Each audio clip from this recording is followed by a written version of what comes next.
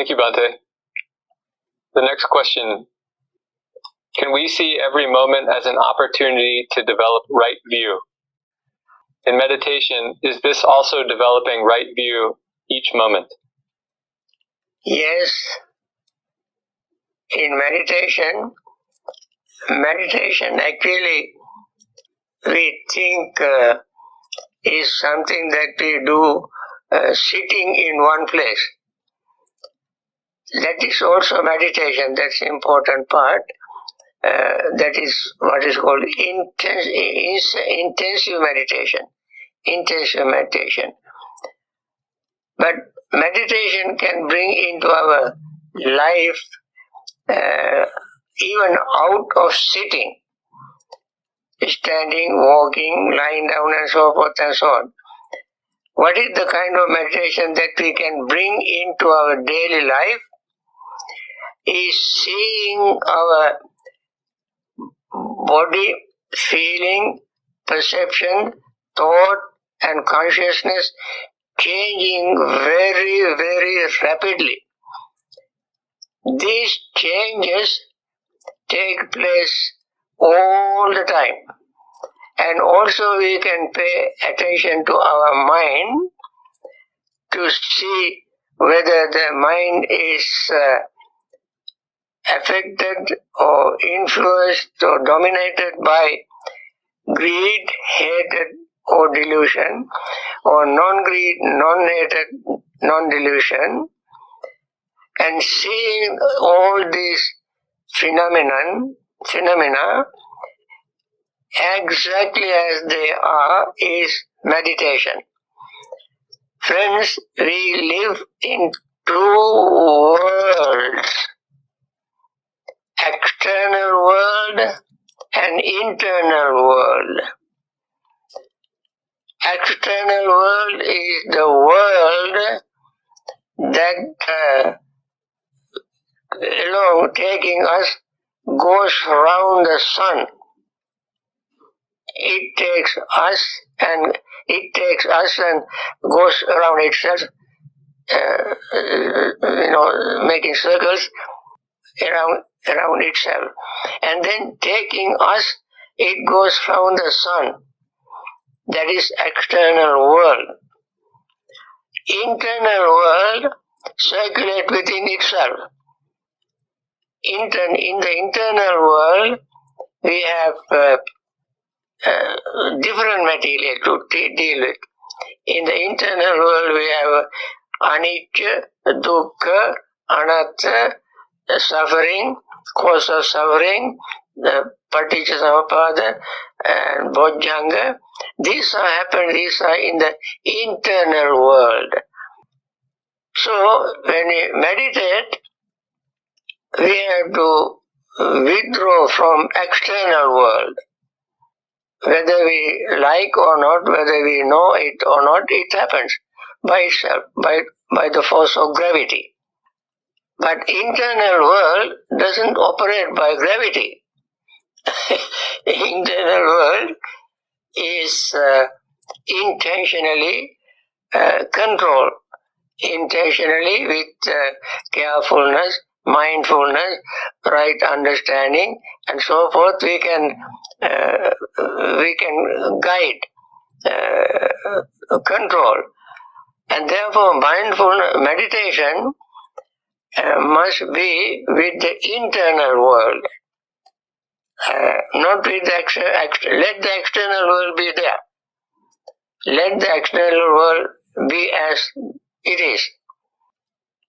In the external world, there are people, animals, trees, and so forth and so on, all sort of objects in the external world. Let them be there.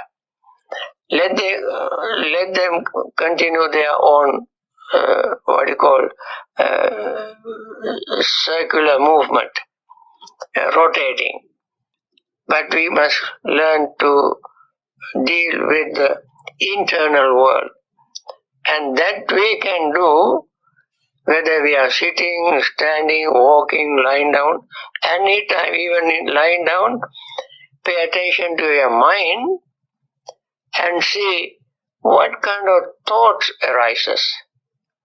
what kind of feeling arises, how quickly they arise, how quickly they pass away. When suffering arises, what is the cause of this suffering? How to end this suffering?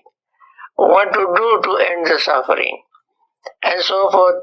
Go through the internal world. You don't need airplanes or ships or car, motorcycle. You need them for external world. For the internal world, all you need is what you have. What you have is your mind and body, your aggregate, your perceptions, your feelings. These are the things you have to deal with internal world. We can deal with them anytime, whether sitting, standing, walking, like that. Okay? So in meditation, there is a wrong sort of misconception about meditation.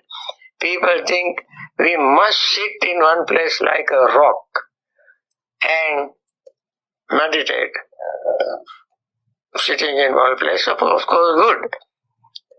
And meditate in that posture is good. But don't think that's all. That is 1/4 of our meditation. Other 3/4 we can do in other postures which happen in our daily life. I don't think, Brian, I have any time to answer any more questions unless there is a question that requires yes or no.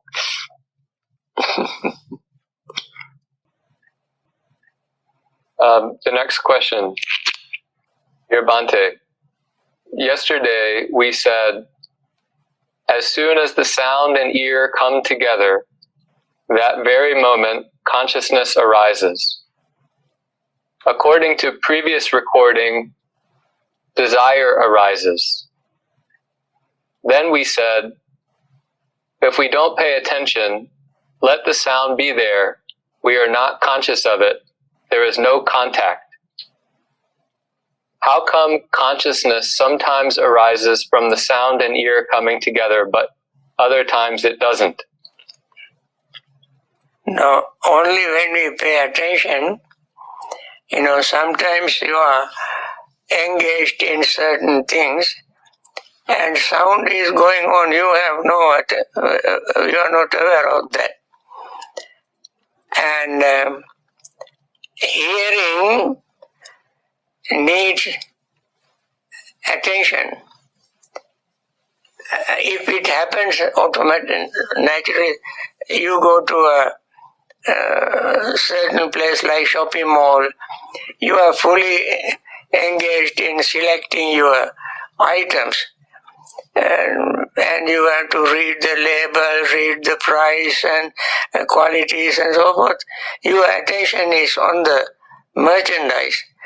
While at the same time, some music is going on in the shopping mall.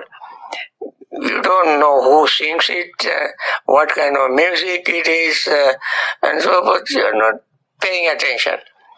If you don't pay attention, it simply goes on itself, by itself, and then your consciousness is not there. And therefore sometimes sound is there, consciousness is not there. Contact is not there. Craving is not there. Perception is not there. And feeling is not there. So forth. That is how it is. We have to pay attention. That is why the Buddha said that Manasikara Sambhava Sabbhe Dhamma. Manasikara Sambhava Sabbhe Dhamma.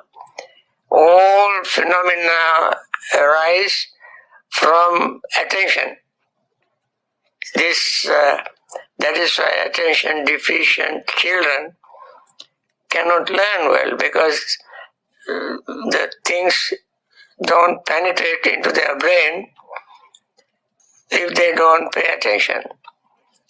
So attention is very important for gaining consciousness, feeling, perception, volition, and so forth.